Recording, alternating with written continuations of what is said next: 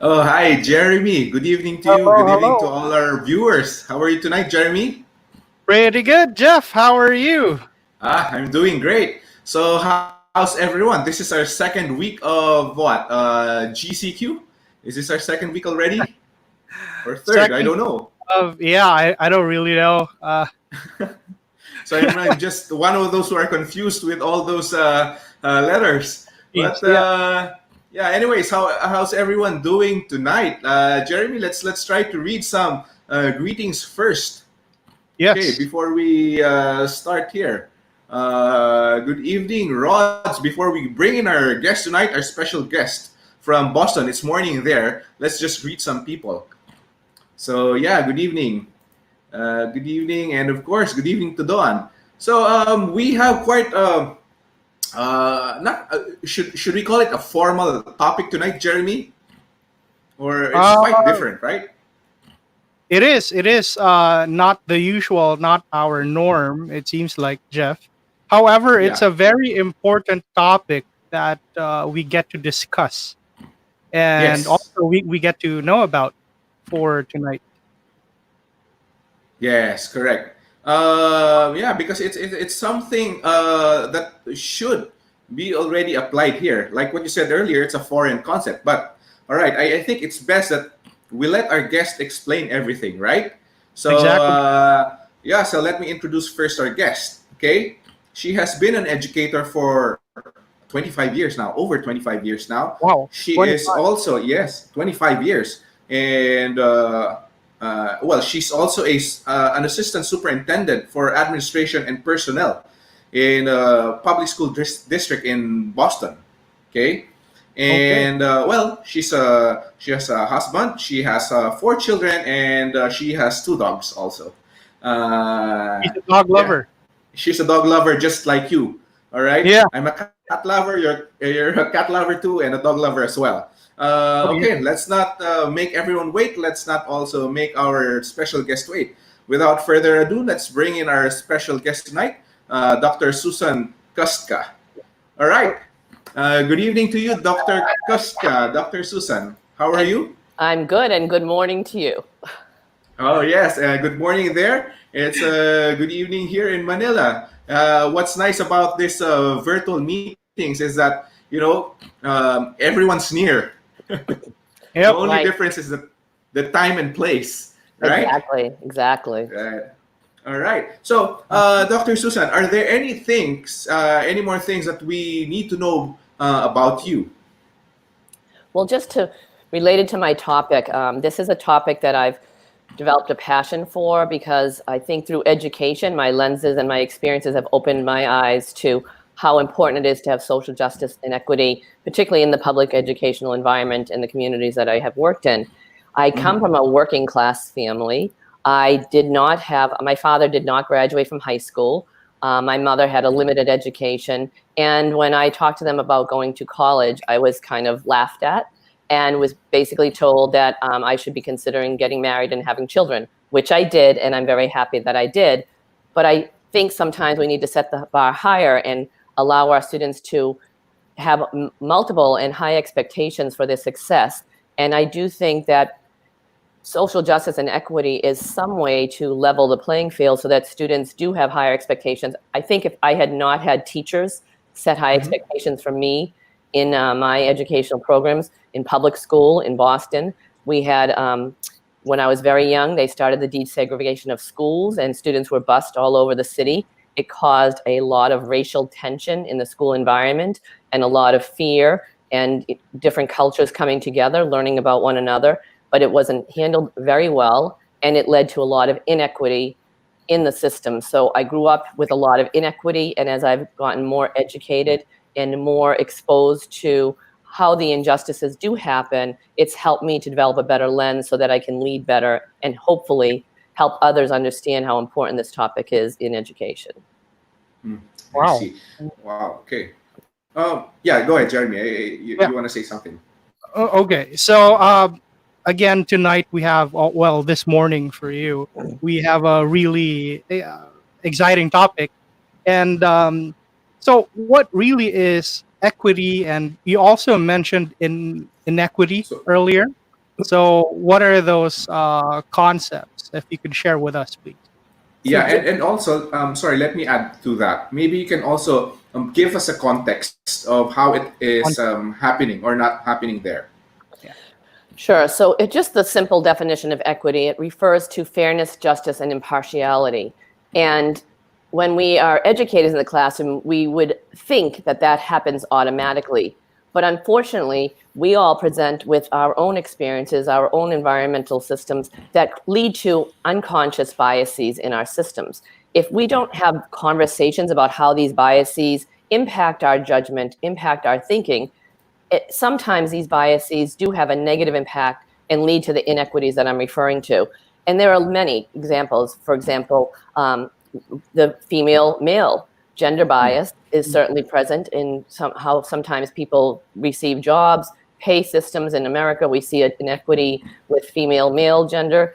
We also see culturally different opportunities for people of color versus our white leaders and our white educators. So I really think that the more we talk about this topic and help people realize that we're not bad because of our biases, our experiences shape who we are, but having an understanding and unearthing how those biases impact us can help us to avoid having a negative impact on students in the classroom. I think that making those unconscious biases conscious will help us be better educators and leaders and help us to hopefully give a fair opportunity for all students, regardless of the differences in culture, race, religion, gender, all of the things that they present with, including special needs, disabilities, all of the things that students present within diverse learning environments. As you see, particularly in our United States classrooms, we have a lot of variations in cultures, and I think we need to do a better job of embracing all of the differences and accepting all of our students and helping them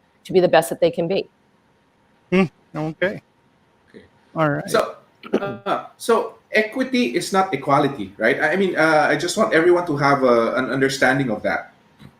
Right. When we think of equality, it means giving the same and equal sharing in division and keeping everyone at the same level. That was what our laws were supposed to do, provide equal access to things. However, equity is more advanced than that. Equity is really about providing the various levels of support and assistance that the individuals need in order to have equal access to education, equal access to jobs, equal access to college and career success. That is different for people to understand because the words sound very similar, but we really have to try to look at a lens of not everyone is the same and embracing those differences and bringing those to the focus so that we still can be impartial and we can still be fair and make sure that we are giving that equal access, but with what the individual needs in order for them to have a fair, equitable educational opportunity, if that makes sense. Yeah, it does, of course. Yeah, go ahead, Jeff. Okay, so is social justice the product of equity, or I mean, how are they related to one another then? I mean, they really are intertwined because social justice happens and increases and improves if we provide equity in educational programs. If you just look at the literal definition of social justice, it's justice in terms of the distribution of wealth, opportunities, and privileges within a society. And it really involves, and this is a lot of the work I did during my doctoral program, we talked a lot about social justice, and I worked with many people of varying backgrounds, and that really helped to open up my lens to why this is so important. It really is, social justice involves the economic, social, and cultural capitals that people experience in their lives. And there is definitely inequity based on socioeconomics, based on cultural experiences. Not everybody has the same access to these capitals, and therefore they don't have the same access to receive education and to expand their environment so that they have the same opportunities to reach out in a global environment and have college and career success. So we start off with all of these inequities, and it's through public education, I believe, and through education in general, that we can start to increase the capacity of our students to give them more fairness, to give them impartiality, and to help them meet their levels of success and not let their lack of experiences hold them back. I just think when I was an educator, I worked in a very diverse school, and we had very much socioeconomic concerns. I had a very transient population of students. It was a Title I school that received a lot of funding. I had students from various parts of the world, and often they would leave school during the school year and sometimes return a month later, which would impact their education. I had to accept and respect the cultural differences and their environmental differences, and then it was my job to come up with a plan to make sure that they got a fair, impartial education, despite the fact that I had these inequities in the amount of time on learning they had. So that was one thing that I noticed early on in my career as an educator, that I had to really develop that fair-mindedness and not judge students based on those cultural differences. Okay. Yeah. Dr. Kustka, our audience for tonight usually are primary and secondary educators. So that means how old are they, Jeff? The students? The students are somewhere between 6 years old to 16. Yes, 6 to 16. So when you talk about leading with a lens on equity and social justice, should this be revealed in the classroom? Should this be discussed? Let's take it into a more focal level. Let's meet eye to eye about this. Should you discuss this with your learners, with your students, so that they have And at what age? and at what age exactly? I think at younger ages, really just talking about and embracing differences is where you start the topic.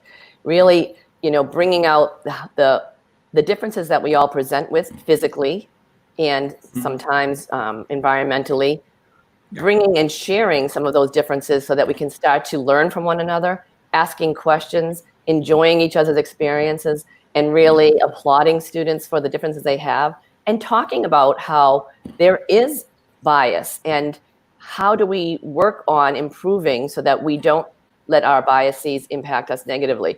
And that's true for students as well. We don't want to, or as much as possible, we want to try to remove judgment from these topics and talking about how we can learn from one another. So I do think these conversations can happen at a very young age and start to get more open-minded as they get older. And for what's happening in the US right now, that I know that everybody's aware, it's very racially tense times right now. These are not new things that are happening in our schools. These are not new things that are happening in our communities, but it's very much magnified because people are really taking a stand and trying to make a difference. Right. And our students are looking to us to be the role models and the change makers and support the change that they're trying to create to create equity and social justice within their environments and their school systems. So we do have to talk about this. It's out in social media. We can't avoid it. We need to really talk about what it means and what their roles are and how they can improve and help create a better world for all of us and for future generations to come. All right. So, what are the other, or aside from, discussing it in class, what other activities teachers there in the U.S. public schools are doing to really promote social justice and equity? Are there any activities that you can share also to the viewers right now that you advise your teachers there? Sure. I think the teachers that are doing it well are the ones that really are not afraid to have difficult conversation. And I will speak just from a lens of a leader, from a personal perspective. I've had situations where people of color, for example, have come to me and brought concerns about how their students were treated in a primarily white environment and how that affected their child and how we could do better. I was able to help facilitate those conversations so that we can learn from one another. Asking a lot of questions is really how I think we learn, and listening quite a bit. So if I could give 3 strategies that I think that are simple enough for all educators and leaders could be promoting, because there are a number of things that we can do. But truly, the first thing that I think is the most important is really embracing diversity. Try to get to know more about the different cultures and backgrounds. As teachers, many of the schools that I've worked in have done cultural days, and they have times where we bring all varying cultures together and we talk about different foods and do a lot of activities around this. but it needs to go further than that. It can't be just that physical. It's also talking about what's happening internally. Those are the things we didn't always want to talk about, because those are the things that are happening inside our students, the fears that they come to and present with. We need to encourage people to feel safe, to be able to discuss how their diversity has impacted them negatively and potentially positively in educational systems. And those are hard conversations to have. So you really have to have some tools in your toolbox and really have some confidence to start very slow, and also feel your students out and make sure they're ready to have the conversation and not push your agenda onto them. So sort of asking the questions first: where are they? What's their entry point? And what are they ready to take in on their own? So that's where we start with the embracing of diversity. The next piece that for me is really critical, I talk a lot, and my husband will say I talk too much at times. However, as a leader, I have learned how incredibly important it is to listen more. As educators and leaders, to be able to step back, ask the questions of our students: how is it that I can help you? What are you struggling with related to this topic? For example, talking to our students if they're presenting as minorities coming into a predominantly white area, which is what I see in many of the schools I'm in. How does that impact them? What could we do better? How can I help you? And listening is the critical thing there. So really listening more and hearing about the struggles of students of diverse backgrounds, so that we can hopefully all learn a little bit from them, and hopefully develop a consciousness about how the biases have impacted in the classroom setting from the individual and from the educator lens as well. And then the third thing that I would say is something I think is easy, but we often forget, is to practice what you preach. As leaders and as educators, because I think of our educators as leaders to our students. So when I use the word leaders, I'm talking about the educator and the educational leader as well. This means modeling to others in the educational field, modeling to our students. If we're trying to show them pro-social behaviors and how they can improve equity for their peers in the classroom, then we need to model these experiences for them. Role modeling in teaching is something we all do, and we do it very much innately, but making sure that if you have this expectation for students that they're going to accept, embrace, and respect others in the classroom, then you model this by example, and you help develop the conversations that they can have with one another. And this means truly, if you see students that are being ostracized or pushed aside and not accepted because of their differences, helping to develop conversations and increasing the opportunities for students to interact with one another in positive pro-social ways is really important. So those would be the three things I would say for my strategy would be: one, truly embrace diversity and get to know one another. Secondly, listen more. And by listening, that means asking questions, but then giving the time to really absorb what the answers are. And then third, practice what you preach. Wow. Okay. Those are three very powerful strategies that can be implemented by teachers. So what are the challenges right now in in terms of the environment, in terms of in really pursuing to have equity? What are the biggest challenges right now? Well, I would say that the challenges are significant, and I think because of the fact that as I mentioned to you, we're seeing a lot of trauma in students. First of all, right now, we're having multiple traumas, particularly in the U.S. Not only are we seeing that our students are dealing with the trauma of not being with their teachers, are struggling to have, right now, there's a lot of inequity just from the coronavirus and students being sheltered at home and not having the equal access to education that they normally would have. So we're going to see students that are going to come back to school with a much more regression than they've ever had before. Now, add all of this racial tension and all the lack of equity that we're seeing that's always been there, but particularly in the US, we are forced now as leaders and educators. We cannot ignore this. We cannot just think it's going to go away because we're trying to do the right thing as individuals. we have to have those difficult conversations. So I would say really better understanding the effects from my perspective in the United States. It's really about white privilege. And I know this is different for different parts of the world, but here there are, as I mentioned before, we see as leaders and educators that definitely our students of color are not having the same social, cultural, and economic privileges that they're exposed to in many of their environments. And as teachers, we need to try to do a better job. And I think this is about consciousness in the everyday environments. For me, it means trying to come up with experiences that all students can have to somewhat level the playing field so that they get some of those opportunities that they may not be getting from their individual environments. One of the ways as an educator that I've tried to do this is when I worked in Weymouth, I had 8 primary schools feeding into 1 middle school. And they had very different backgrounds and very different diverse student populations in the different schools. However, they were all entering one environment together. And what I saw is some students, because they had very rigorous before and after school programs, a lot of times parent-teacher organizations would pay for enrichment opportunities. And some schools were getting enrichment opportunities that other schools were not.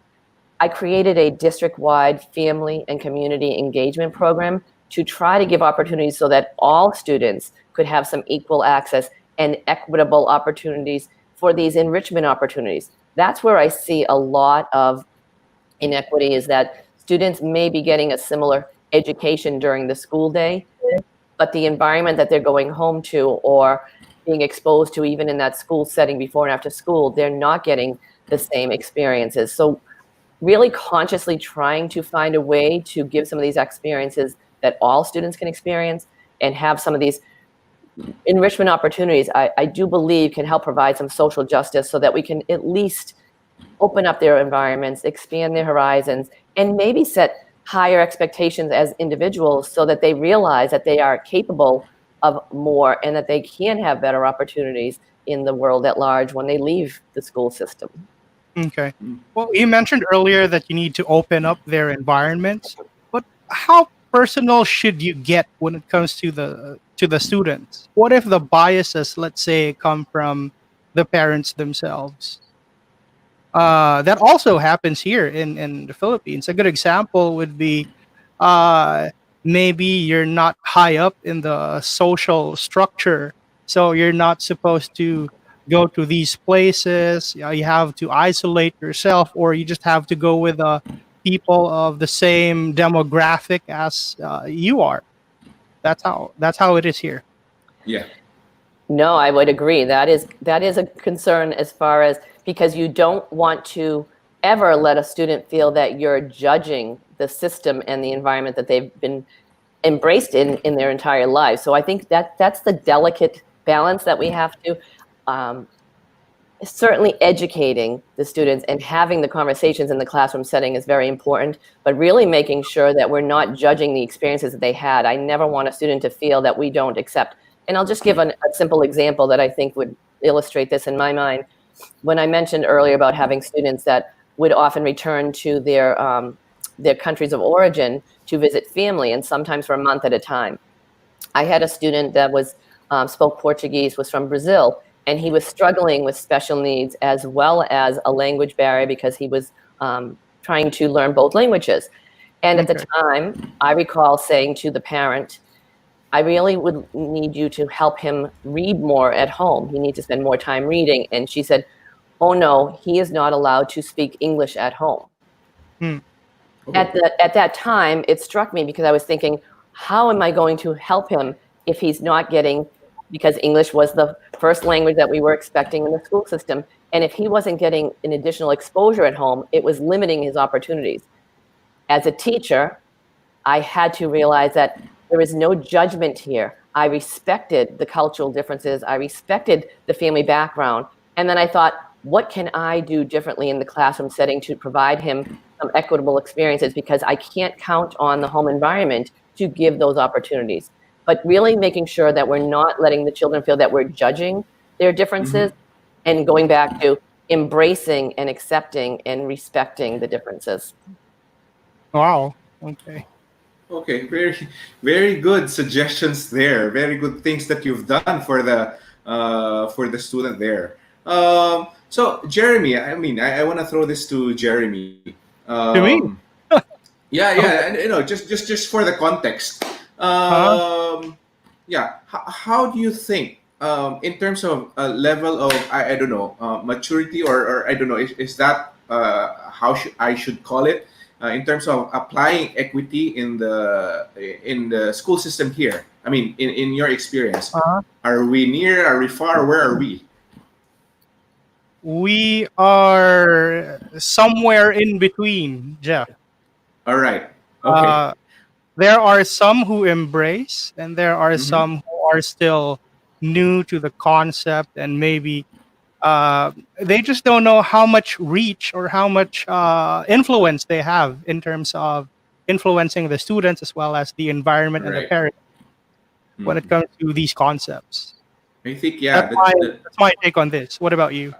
Yeah, I think it's very important that as teachers, we should know our responsibility, what we can do, and the effects we have, the impact we have to the lives of the students. Yeah. So if someone feels left behind, we should make sure that we are inclusive in the way we do things in school.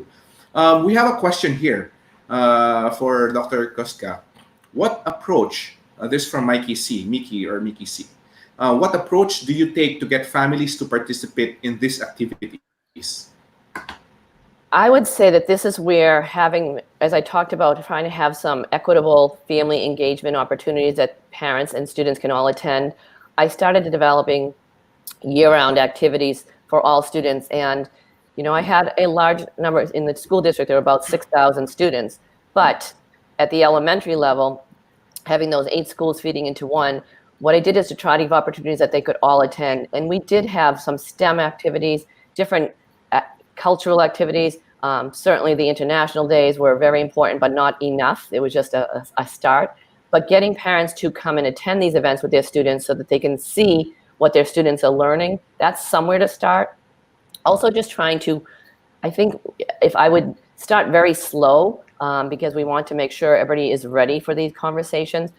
I think just starting with that topic of bringing in potentially a speaker to talk about unconscious biases.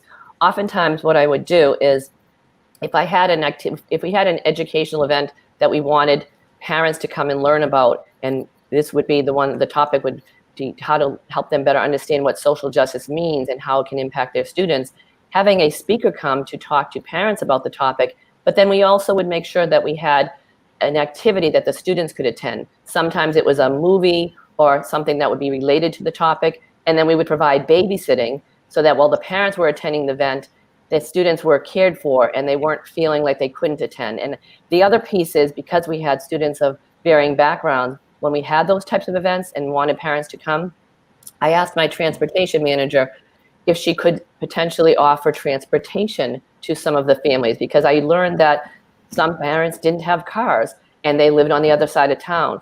And then the language barriers at times, making sure that we were sending out communication in multiple languages so that they would receive the information to know about these events was really important. And as I mentioned, the babysitting, I would get high school students to volunteer to then come and take care of the younger students and do activities with them. So that really encouraged the parents. Anytime you can offer transportation, babysitting, if there's a topic that you want parents to learn about, and this is a really good topic to start with, but we can start as little as just helping to understand what unconscious bias is and how that impacts all of us and how we can learn to be more conscious about it. So I would suggest that would be the way I would start, is trying to offer something at night that parents would be excited to attend if they knew their students had something fun, because we know that when we try to instill learning in parents, they're tired. They have a lot of competing things happening in their lives. They're much more likely to come to an art event or a theater or if the students are showcasing their work. Those are the things that parents will come to. So how do we get them to be interested in these things when they're coming from an educational lens to the parents is a little bit more challenging. But I think if we provide other systems for the children and that the children will enjoy, we are more likely to get them to participate. Wow. Great strategy there. Well, I just realized that I guess also I serve a lot of public school students in our school, and sometimes there are parents who would say that they couldn't attend because they're busy. But then again, you mentioned something about providing transportation, babysitting, or sometimes even sending letters in their own dialect. I, Yes. I think would help, right? Yeah, that's a great strategy. So I hope the teachers who are watching right now would also consider these things, which they can bring into their strategies to encourage more parents, to attend school activities, because that's correct. I mean, and it's not just happening here; it's also happening there in the U.S. Yeah. So it's a great thing, something we can learn from them. Oh yeah, Jeff. I remember I had this professor back in college in Yes. in Los Angeles, and I remember we had a potluck. Okay. So yeah, you're supposed to bring food, Yeah. and I remember him saying that please do not bring anything that looks like vomit or something. And then he was looking at the colored area where uh, the other cultures were at that Oh, time. okay. I could remember that, and Well, it was a little bit hurtful because again I had a high sense of pride when it comes to our food, mhm. and yeah, we used to Yeah. own a Filipino restaurant in California, and yeah, so Well, I think that's, as I mentioned, we do a lot of international nights, which I think are great, and that exposes our students. The families themselves will bring varying foods and very cultural experiences to these events, and then all of our students are able to share them and learn from them and embrace them. So that's a good start, but we need to go further than that, really embedding this throughout the day, throughout the work that we do. I just think we can't do is I like these experiences, but we need to make sure that we're taking it one step further because we've been doing a lot of these events for a long time. And if we're doing the same things and we're not getting positive results, then we need to do something different and push a little further. But I do think we have to be very careful and know that change takes a long time. I know, just having been an Yeah. educator for 15 years prior to being a leader, change is hard for many people, and we have to take baby steps to get there. But I feel like as a leader, this is where I can bring some expectations so that just starting slow, if we can start having those conversations as adults and try to expand each other's lenses and really have some of those difficult conversations. I worked with primarily a group of leaders who were all white, and the school population was about 25% students of color, but most of my educators and leaders were white. So that Mhm. population was already feeling marginalized because they weren't being exposed. And I tried very hard to attract and retain educators of color because I felt that I know that our students deserve that. But it's a Yeah. challenge in the US. And I think we need to, because we don't necessarily we're not able to provide that equity in the role models of color in front of our students, we need to then work even harder to get our white leaders and educators to understand, and all educators, how our environments have impacted us and making sure that we don't negatively impact our students just because of the experience we've had. And that's the consciousness that I talked about. It starts with conversation. It starts with those difficult questions and not being afraid to have these. It's something that's very charged in the United States right now, as I've mentioned, but I think it's forcing all of us to think outside the box and realize how important a topic this is, and that we have to do more because our students are looking to us to be their role models, to be the people that will help them support the change that needs to happen. Yeah. yes. I'm getting a lot of great keywords like difficult conversation, perspective. Yeah, I mean, I really agree that, especially here, we have to really start creating those conversations, those difficult conversations. And that's the only time we bring things to a higher level when we already start creating this difficult conversations even with our students. I like when you said these adult conversations. What do you think, Jeremy? I mean, as teachers, we have to really include bring in these conversations To the you know classroom. uh, to the classroom, right? Yes. These are topics that should going beyond United Nations Week, going beyond International Day. There are more important topics like really understanding the diversity, and even for example, in this country, socio-economic difference. Inter-provincial differences. These I think are some of the topics that we should start bringing into the classroom. Yeah. That your friend isn't really. I mean, everyone's different. Everyone's diverse, Yes. right? Right. Okay, so yeah, go ahead. I was just going to say, I think, right, for me, because I have such diverse learners in multiple areas of race, color, just so many areas, socioeconomics, there are so many layers to unfold there. And you may not have as many layers, but you're right, it's present everywhere. And even, I'm just thinking, an easy topic, I think, to start with too, is disabilities. Students with disabilities are often marginalized. So how do we talk about how they learn differently and how they understand differently and how that impacts them in the classroom? Helping develop empathy. I do think that empathy is part of this Yeah. conversation, because when you start to put yourself in the shoes of the other person and feel what their experiences were like, that's how you learn better. And just, again, speaking from a lens of a leader, I've attended a lot of workshops and meetings with some leaders of color that I was able to learn from them and ask questions about how this impacted them as leaders trying to move up. I had a very passionate woman of color that I worked with who was struggling because she had some learning experiences that were very negative. She pushed and pushed and pushed and was able to get her doctoral. She acquired her Ed.D, and she then Amazing. presented at a conference and talking about her experience as a woman of color competing in the white world. So I think when you have students who present with differences, whether socioeconomically or whether it's with disability, helping them to have confidence, to feel safe, to share their stories so that we can all learn from them.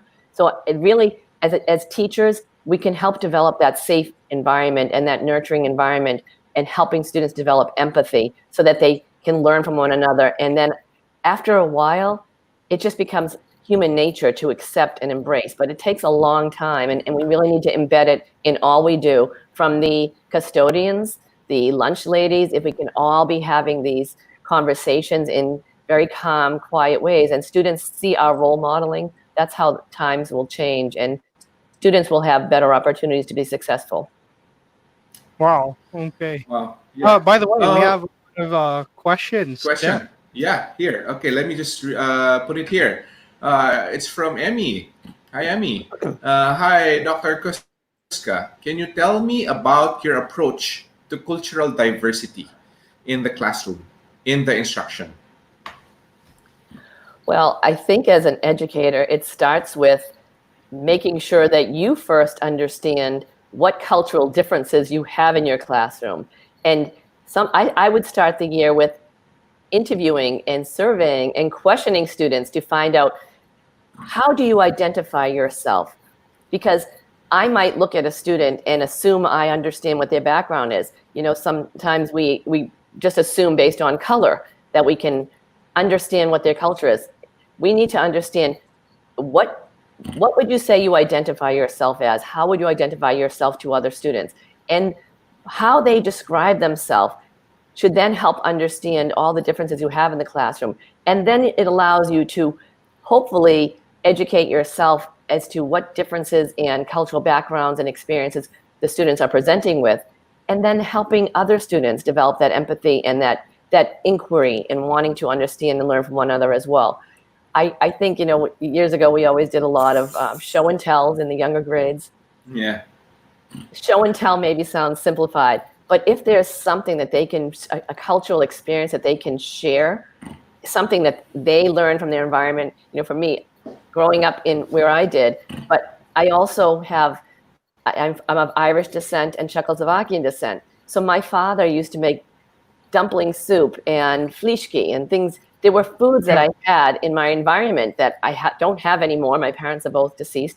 But I think about those little experiences shaped who I was. And my mother's family, having migrated from Ireland, I learned a lot about that culture. So those were part of my experiences in my environment as well. And I think those things are very important for us to share because it's very impactful to students. They have multiple environmental experiences that they can expand upon.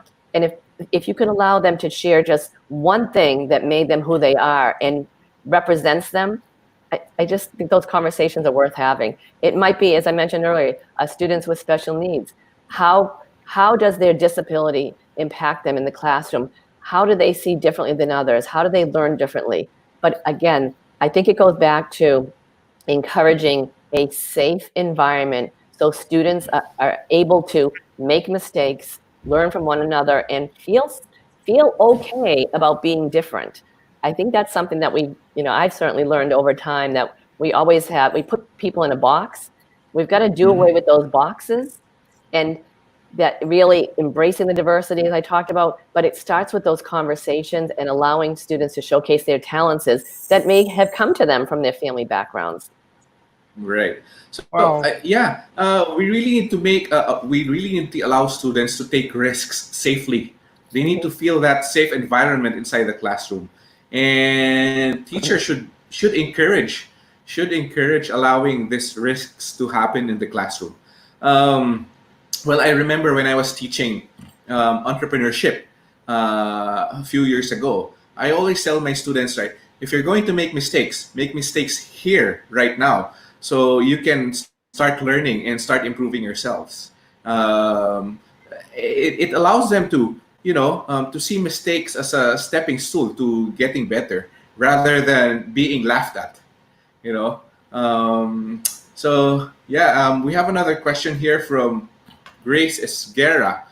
How do you become leader of color for these diverse learners? I'm not sure what she meant by this, but did you understand this, Jeremy? How do you become leader of color for these diverse learners? Maybe Grace, if you could type in your question. Yeah, but I think the way I understand this is that or how can you be a teacher for diverse students? Something like that. How can you be a good teacher for diverse students? Yep. So I think for me, as I've mentioned a few times now, really understanding who I am and how those experiences shaped me is the same for all of us. As educators, it's okay that your family lens was different than mine. I came from an environment that was not very accepting of differences. As I mentioned, there was a lot of racial tension when desegregation happened in the schools. And I had a family that was not very accepting of cultural differences.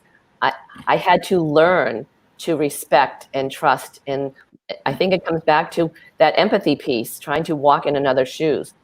So yes, I think from my perspective, as I mentioned, I see predominantly white teachers and white leaders, even though our student environments have become much more diverse in varying systems. And most recently, I had 25% students of color, and maybe 1 or 2% of my educators and leaders were of color. So those students are not seeing that role modeling, which is why it's so critically important to help them achieve their goals by listening to them, asking, supporting them. And I also think when you have opportunities as leaders to bring in other people to come present to students, and for example, I mentioned I had many leaders of color and educators of color in other school districts that I was able to learn from and talk to. So bring them in to have these conversations with students, because students will learn from these opportunities much more than they will. I can tell them what I think and what I've learned and help them in that way. But when they can learn from role models of color or role models that have similar backgrounds to them, they will internalize that much more. And that's where I think that peer interaction is so important. When students have ability to learn from one another, we know they achieve better. As teachers, my teachers, when we're doing professional development, when we allow them to work together and train one another, they absorb that oftentimes much better than they do from the school leaders. So anytime you can provide that system of peer interaction and learning from the students' lenses, I think as a teacher, we need to move away from being the teacher who's the sage on the stage in front of the student, and how can we be the facilitator of that conversation? Yes. That's really important. I've been saying that to my teachers for many, many years, but it's hard to step back from that. And, as in many parts of the world, the United States is doing remote learning. This is forcing us to change and think outside the box. I'm hoping a lot of good will come because we've removed people from their comfort level, their interactions in the classroom. Some still are very lecture driven. That's not how our students absorb and learn best. So this topic is the same as any other topic. If you want your students to learn about equity and social justice and how to expand their lenses and how to learn about cultural diversity and embrace it, you have to give them the opportunities to do so. And how better to do so than by having their own peers share examples from their personal lives. I just think having more of that opportunity. And then, as I mentioned, if you can bring in other educators and leaders from diverse backgrounds and have them talk about their stories, the more we hear it, the more we understand it, the more we accept it. All right. All right. Okay. Great advice there. Here's from Noemi from Adore. I agree with Dr. Kustka. Sharing your own personal experience on being different, and it's okay. Will show the kids that you can empathize with them, and they will be more open to share their own cultural background. Yeah, it's all about being open, being able to see, allow others to see who you are, and allow yourself to see how the difference in others, and trying to accept those. Well, not trying, but understand those differences. Well, at least have a conversation, Jeff. Right? Yes, a conversation. Conversation. Yes. Another question. Here's a quite challenging one. Here's parents sometimes are very rude to teachers. Maybe they need to be taught the sense of empathy too, how to deal with them. Maybe Susan can start with sharing some experiences in this too. Well, sometimes at my level, when a parent has come to see me, they're already very heightened and angry. I'll go back to the example I gave earlier. There was a parent not too long ago that came to me because this was a very challenging situation. She had felt that the principal had treated her discriminatorily and her child discriminatorily in the school setting. So I spent a lot of time with that mother because she was a woman of color in a predominantly white school, and her perspective was her perspective. Maybe there's multiple sides to every perspective. There was the principal's perspective, there was the student's perspective, the teacher's perspective, and then the parent's perspective. So for me to truly understand that situation, I would have had to talk to all of the people that experienced that situation. But I was trying to de-escalate and support the parent. So in that situation, I spent a lot of time listening to her and hearing her perspective.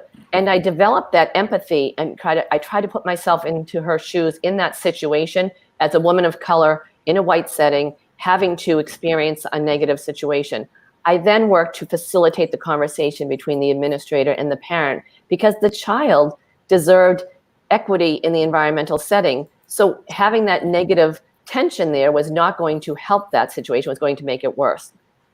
So I guess for me, I'm not always going to get people to agree, but if we can come from a place of listening, in the end, you have to make when you make decisions, you might still make the same decision, but when you take the time to listen to people's perspectives and they feel respected and they can trust you, then they start to at least, even if they don't agree with the outcome of the decision, they tend to at least feel supported because you took the time.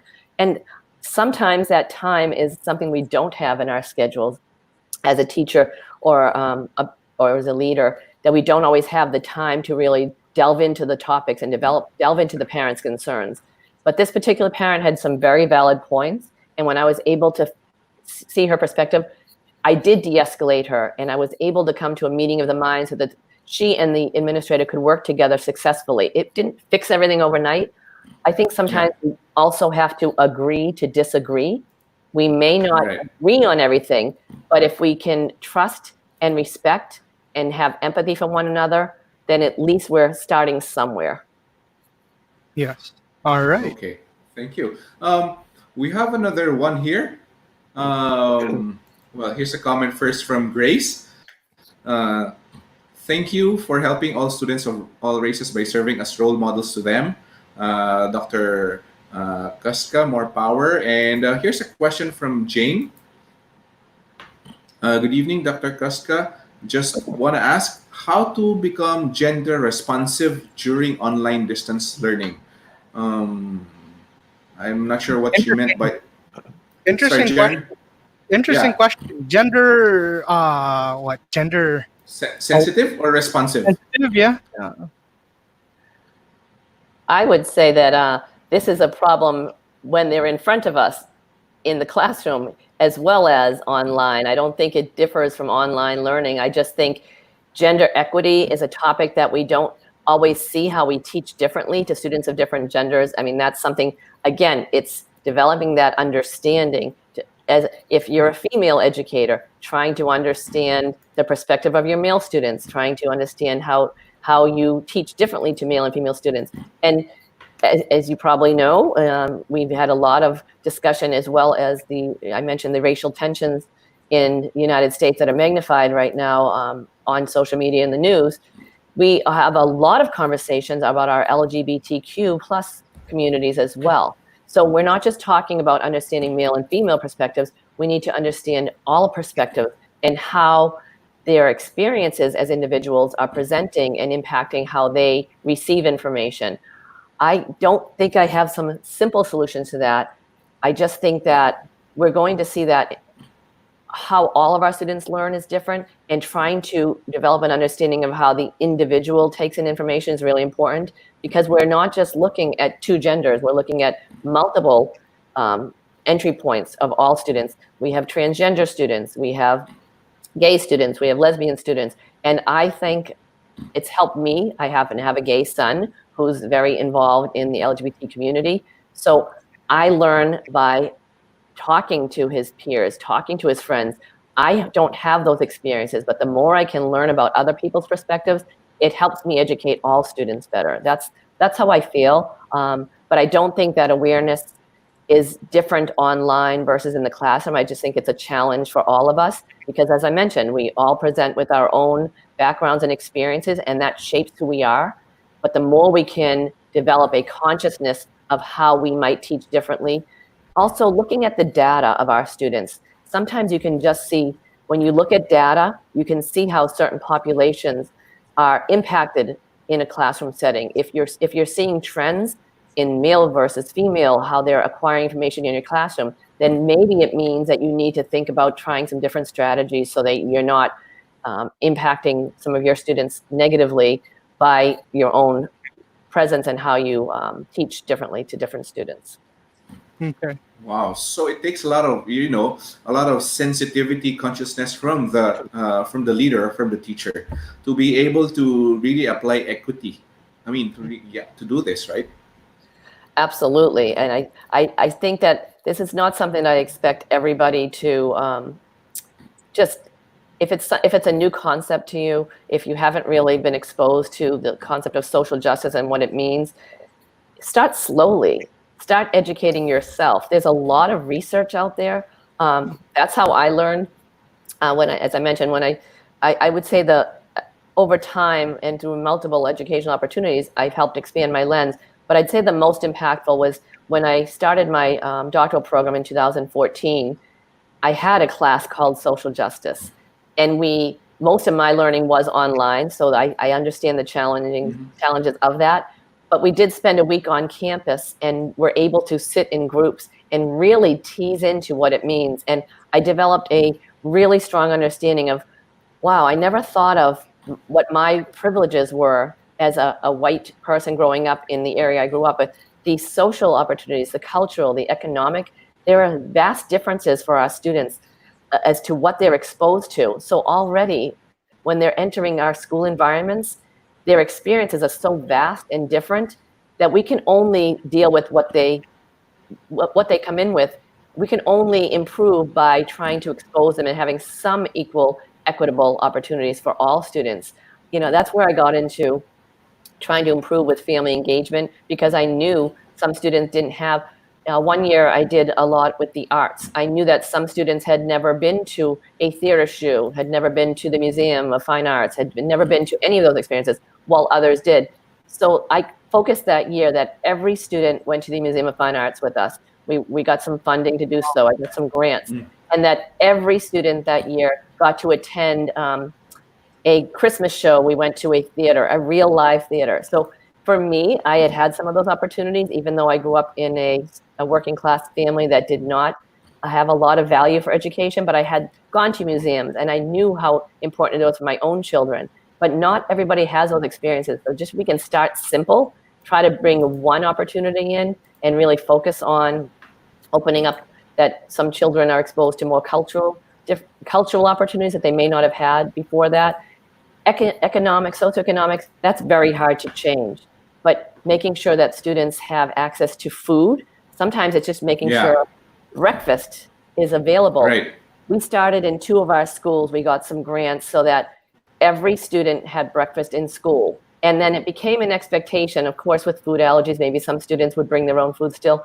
But we had the children themselves would bring the coolers and outside the classroom, and each student would go and get their apple and yogurt or muffins and milk and juice, so that it did not stigmatize children. We had a lot of students that were not getting proper nourishment at home. They were in Title I schools. So when you make that access for everyone, even if they could afford it, the fact that every child is doing this together just took the stigma off food issues and food sensitivity. Those are the types of, you can start small. Look into grants. Look into things that all students can have access to, regardless of their socioeconomic or cultural differences, and I agree. it just helps a lot. Yes, I agree. By the way, Jeff, do we have that here? Like Which one? gender The food? sensitivity? No, I mean classes for teachers, for educators, or maybe. Well, I guess there. Well, I guess there are groups that are doing this, teaching these issues. Slowly trying to educate everyone about these issues. Well, these are very important issues, and these are really universal issues that should be addressed. Yes. Right. It looks differently in different systems. I think we all have our own different systems that we're entering and different levels of diversity. But there is diversity everywhere. And again, we just have to start. We have to start small. We have to start somewhere. Yes. I just want to show you some comments here. I agree with Dr. Kustka. Empathy is a powerful tool that can help you better understand what's driving your students' behavior and find strategies to help. Yep. Melba. Yeah, respecting is a good point. Being rude, just try to understand them. We may disagree, but listen and understand parents' side. That is showing also empathy to them. Yes, it's a matter of respecting others' points of view. This is for the sake of our learners. Thank you, ma'am. You're welcome. And from Emmy, thank you for answering my first question. Just as a follow-up, I am a teacher of color and have tried my best to understand my students' cultural background. However, I struggle finding ways to integrate lessons that are culturally relevant and at the same time aligned with the standards outlined by the Department of Education. What do you mean, a teacher of color? Is she from? She's from Boston, yeah. Oh, I think. okay. Well, I agree, and that's a challenge because we have to make sure we cover the standards and the curriculum. I would suggest to this teacher, ask your curriculum leaders to help you with this topic because they are supposed to be experts in this area. and ask them for suggestions of lessons. You shouldn't have to do it all on your own. And ask other teachers. This is a topic that you could put out on social media, asking other teachers of color, what have you done? Do you have any lessons to share? I think we need to start thinking about, I'm not one to think that we should be reinventing the wheel all the time. There are so many people doing so many wonderful things in the educational environments.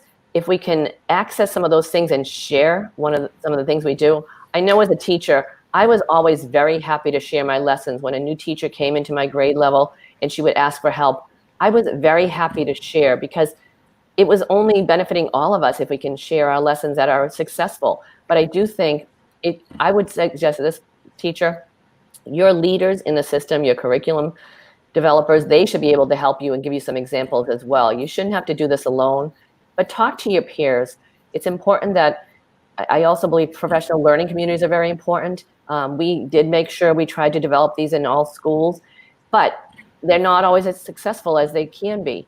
But if we encourage teachers to be empowered to share lessons with one another, these are the questions that you should ask of one another. But there certainly are many examples out in Pinterest and different places and different educational platforms that you can get good lessons from, but you shouldn't have to be handling this alone. It's a lot of work, and the more your leaders can help you with this work and provide some samples to you, I would suggest starting there. Just keep it simple. Right. Here's one from Cassiopeia. That's nice. It's a comment about the breakfast in school. That's nice. Breakfast in school, it encourages students to never miss coming to school, because their tummy will be full and they will be able to focus more on their lessons. Yeah. This is true. Even here in the city, I've had students before coming from public school. So we tried to provide for them. That's one of their problems, having breakfast or having food to eat. I remember some even have to walk, So by providing them will truly help them.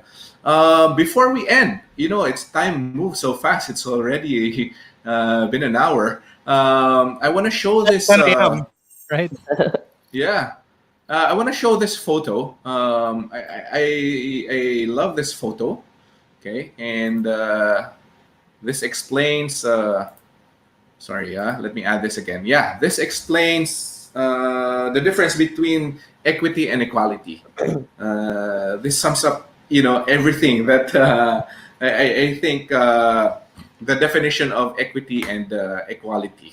That's a great picture. And just something that you just reminded me of is anyone that has been exposed to any training from UDL, Universal Design for Learning, UDL is all about equity versus equality. So that some of the things that we might do, for example, a student in a wheelchair, how they access our buildings physically, they need ramps, they need different entry points, elevators. But when we provide those tools for our students in the wheelchairs, all students can benefit from that. So the equity that we provide for individuals certainly can help all individuals to learn better. And I think we just need to try to think outside the box when we're building buildings in general, but also when we're providing instruction in the classroom. If there's something that you can do that will benefit a student that has a specific learning issue, but it will also help all students, why wouldn't you just intertwine that into the learning that you do and the instruction that you do? All right. All right, okay. Great. All right. My biggest takeaway for tonight is really those hard conversations. Open up those hard conversations. Bring it to the classroom. How about you, Jeremy? Well, for me, it's really about asking questions. Ask a lot of questions. Put it all on the table. Make sure that everyone understands what's going on, and everybody would practice empathy, right? That for me is my realization for tonight. Great.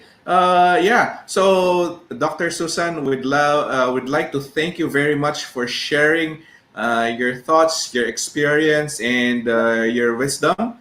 And a lot of people are saying thank you. From Jane, very informative. Thank you. From Emily, great conversation today. Thank you. To those who said good evening, thank you very much.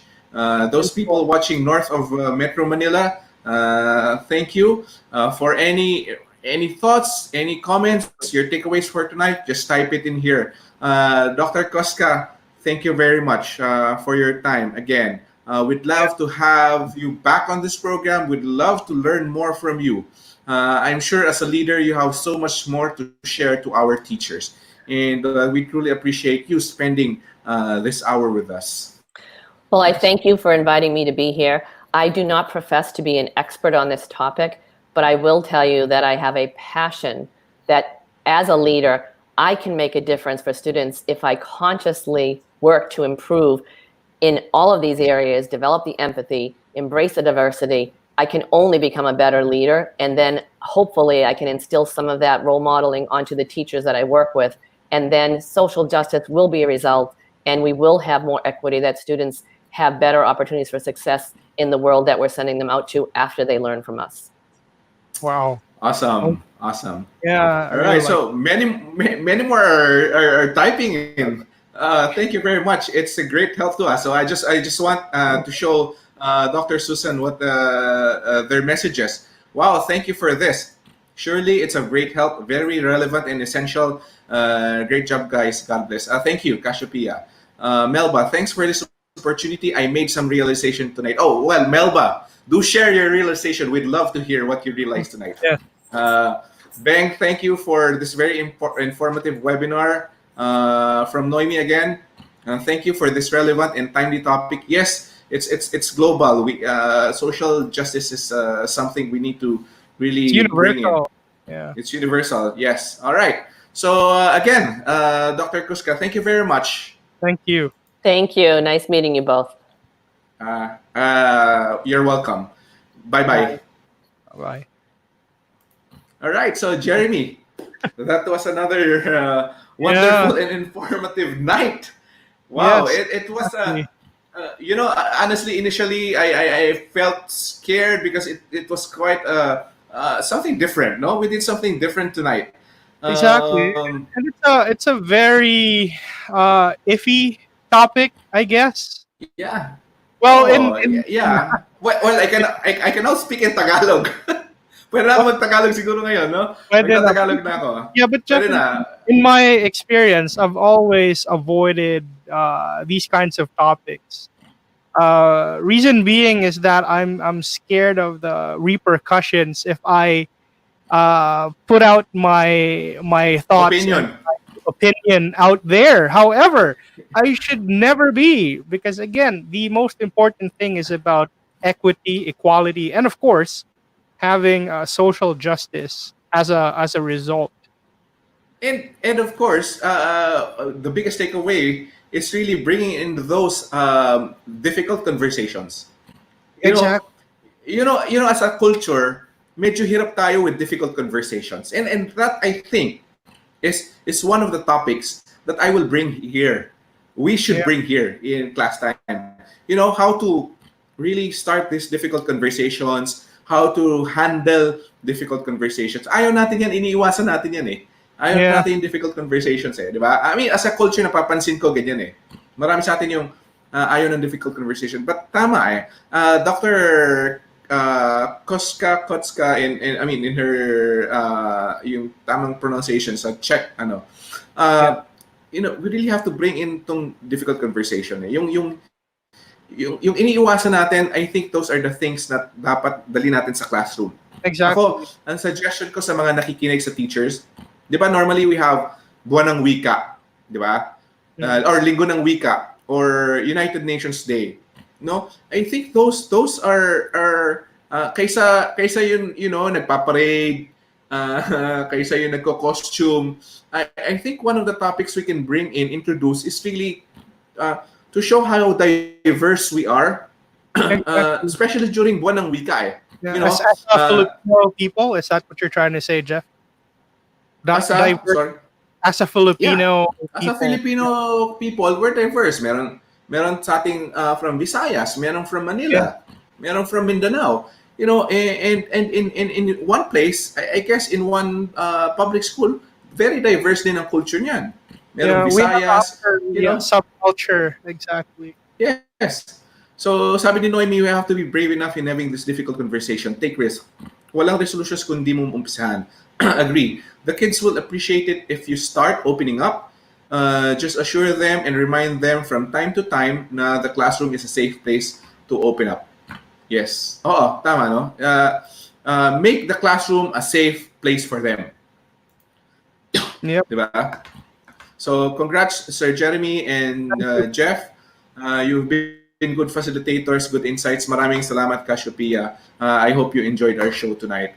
Jeremy, any last words? Yeah, I hope that the audience learned a lot from our guests, as well as thank you for all your insightful questions. It stimulated our minds tonight. Yeah. And of course, I- we really have to address the hard topics at certain times. Right, Jeff? all right. Thank you, Jeremy. Yep. And say hello to my cat passing by. Okay.